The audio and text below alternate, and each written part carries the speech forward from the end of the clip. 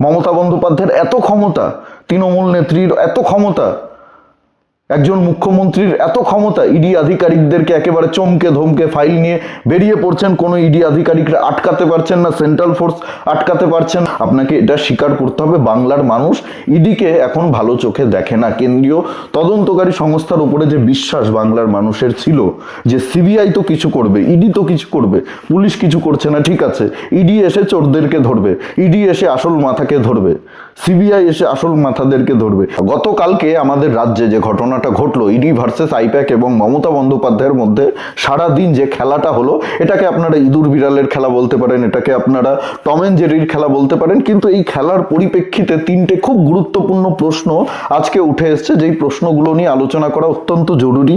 আর এই প্রশ্নগুলো কিন্তু শুধু আমার প্রশ্ন নয়, বাংলার সাধারণ মানুষের প্রশ্ন। এই প্রশ্নগুলো নিয়ে আজকে আলোচনা করব। প্রথমে যে গুরুত্বপূর্ণ প্রশ্নটা নিয়ে আলোচনা করব, কথা বলবো, সেটা হচ্ছে ইডি যখন কোথাও তদন্ত চালায়, ইডি যখন কোথাও তল্লাশি চালায়, অভিযান চালায়, সেই সময় কিন্তু বাইরে থেকে কেউ ভেতরে প্রবেশ করতে পারে না। মানে যে বাড়িতে বা যে অফিসে তল্লাশি চালানো হচ্ছে, সেই অফিসে বা সেই বাড়িতে বাইরে থেকে কেউ প্রবেশ করতে পারে না যখন তল্লাশি চলছে। আর বাড়ির ভেতর থেকেও কেউ বাইরে বেরোতে পারে না। যদি কাউকে ভেতরে ঢুকতে হয়, তাহলে ইডির যিনি আধিকারিক রয়েছেন, যিনি অফিসার রয়েছেন, যিনি এই তদন্তটাকে লিড করছেন, তার অনুমতি নিয়ে ভেতরে ঢুকতে হয়, বা বাইরে বেরোতে গেলেও তার অনুমতি নিয়ে বাইরে বেরোতে হয়।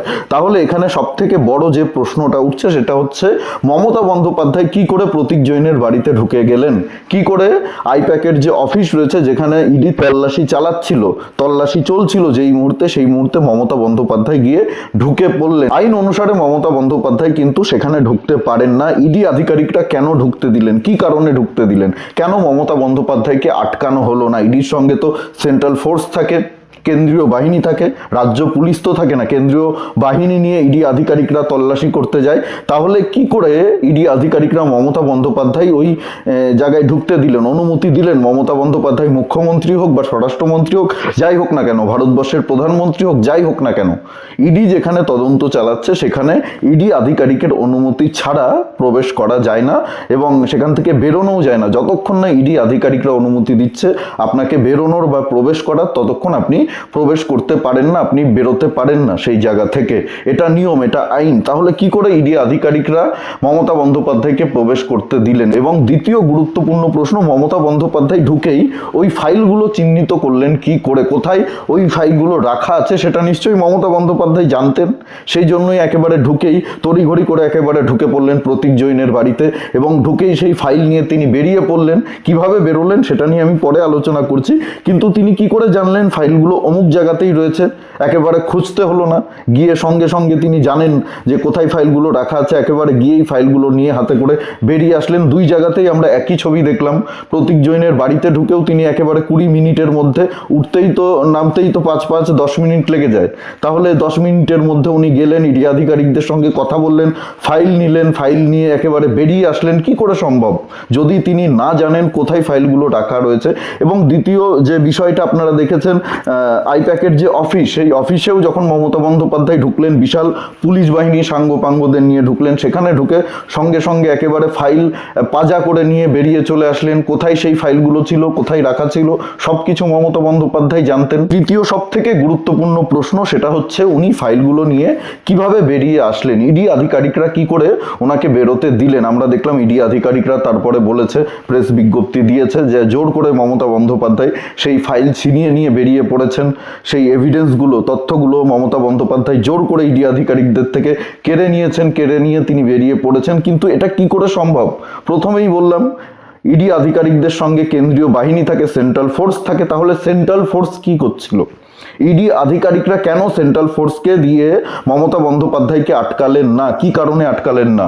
কেন মমতা বন্দ্যোপাধ্যায় ফাইলগুলো নিয়ে বেরিয়ে পড়তে পারলেন? যখন কোথাও তল্লাশি চলে, কোথাও অভিযান চলে, সেটা ইডির হোক, সেটা সিবিআইয়ের হোক, বা রাজ্য পুলিশের হোক, বা সিআইডির হোক, যে কোনো কেন্দ্রীয় তদন্তকারী সংস্থা হোক বা রাজ্যের তদন্তকারী সংস্থা হোক, যখন কোথাও এই ধরনের তল্লাশি চালায়, রেড করে, যখন কোথাও অভিযান চালায়, তখন কিন্তু সেখান থেকে কোনো রকম তথ্য প্রমাণ, একটা কাগজের টুকরো আপনি বের করে নিয়ে আসতে পারেন না। এই কাগজের টুকরো বের করার অনুমতি কিন্তু নেই, ফোন করার অনুমতি নেই। তাহলে সেখানে কি করে মমতা বন্দ্যোপাধ্যায় একেবারে সশরীরে ঢুকে পড়লেন, বিশাল পুলিশ বাহিনী নিয়ে ঢুকে পড়লেন, এবং তারপরে ফাইল কোথায় রাখা আছে সেটাও তিনি জানতেন। সেই ফাইল নিয়ে একেবারে 20 মিনিটের মধ্যে বেরিয়েও পড়লেন তিনি। ইডি আধিকারিকরা আটকালো না, কেন্দ্রীয় বাহিনীরা আটকালো না। কি করে এটা সম্ভব?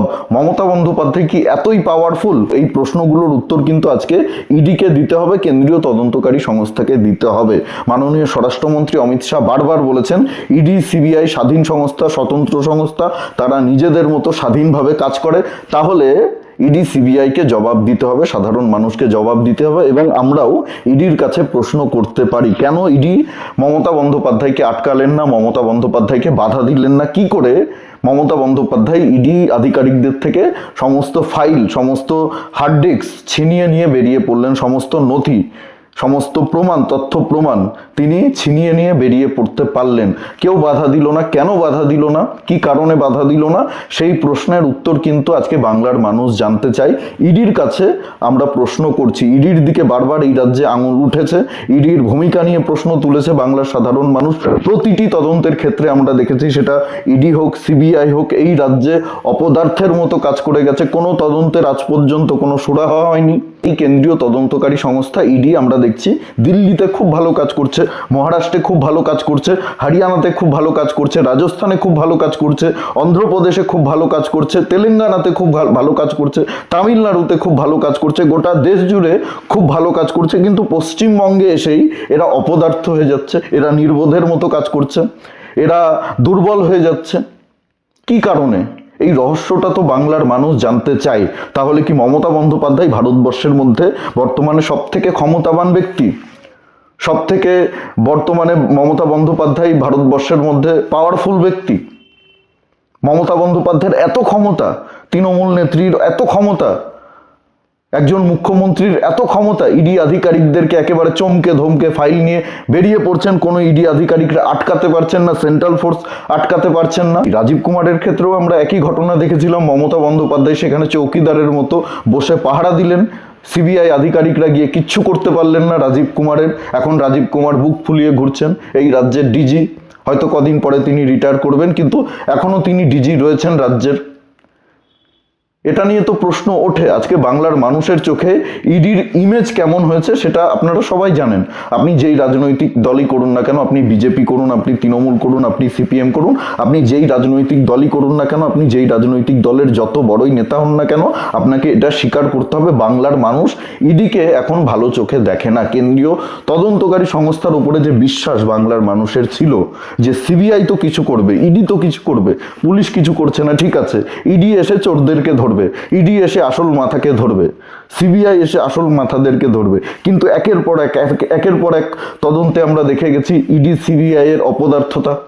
দিনের পর দিন গেছে, মাসের পর মাস গেছে, বছরের পর বছর গেছে, আজ পর্যন্ত কোনো তদন্ত সঠিকভাবে শেষ করতে পারেনি ইডি আধিকারিকরা, কোনো মাথাদেরকে ধরতে পারেনি, কোনো তদন্তের সঠিক বিচার হয়নি।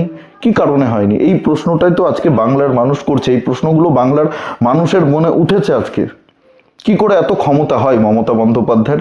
মমতা বন্দ্যোপাধ্যায় ভারতবর্ষের সব থেকে ক্ষমতাবান, সব থেকে পাওয়ারফুল ব্যক্তি। ইডি আধিকারিকরাও মমতা বন্দ্যোপাধ্যায়কে ভয় পায়, সেন্ট্রাল ফোর্স মমতা বন্দ্যোপাধ্যায়কে ভয় পায়। কালকে রাতে আবার দেখলাম ইডি আধিকারিকরা হাইকোর্টের দ্বারস্থ হয়েছেন, মামলা করছেন এই বিষয়টা নিয়ে। কি হবে মামলা করে? এরকম তো কত মামলা আমরা দেখছি, এরকম কত মামলা হয়ে রয়েছে। মমতা বন্দ্যোপাধ্যায়কে ছুঁতে পেরেছে ইডি আধিকারিকরা?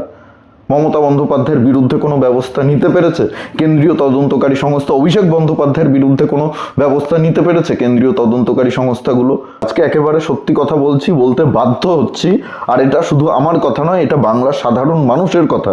আমার কমেন্ট সেকশনে আপনারা দেখবেন সাধারণ মানুষ কি ধরনের মন্তব্য করছেন। সাধারণ মানুষ কিন্তু ইডির উপরে আর ভরসা করতে পারছে না, কেন্দ্রীয় তদন্তকারী সংস্থার উপরে ভরসা করতে পারছে না সাধারণ মানুষ। সাধারণ মানুষের ভরসা উঠে যাচ্ছে কেন্দ্রীয় তদন্তকারী সংস্থাগুলোর ওপর থেকে। এই বিষয়ে আপনাদের কি মতামত অবশ্যই কমেন্টে জানাতে ভুলবেন না। আর যদি কোনো প্রশ্ন থাকে আপনাদের, অবশ্যই সেটাও কমেন্ট সেকশনে জানাতে পারেন। কোনো পরামর্শ থাকলে সেটাও জানাতে পারেন। আর ভিডিওগুলো যদি ভালো লাগে আপনাদের, অবশ্যই প্রচুর পরিমাণে শেয়ার করুন, সকলের কাছে পৌঁছে দিন। আর আমাদের জাগরণ বাংলা ইউটিউব চ্যানেল চ্যানেলে। নতুন হলে চ্যানেলটি অবশ্যই সাবস্ক্রাইব করে পাশে থাকুন, পাশের বেল আইকনটি প্রেস করে দিন, আমাদের প্রতিটি ভিডিওর নোটিফিকেশন আপনাদের কাছে সবার আগে পৌঁছে যাবে। সবাই খুব ভালো থাকুন, সুস্থ থাকুন, আশেপাশে সবার খেয়াল রাখুন। জয় হিন্দ, বন্দে মাতারাম, ভারত মাতা কি জয়।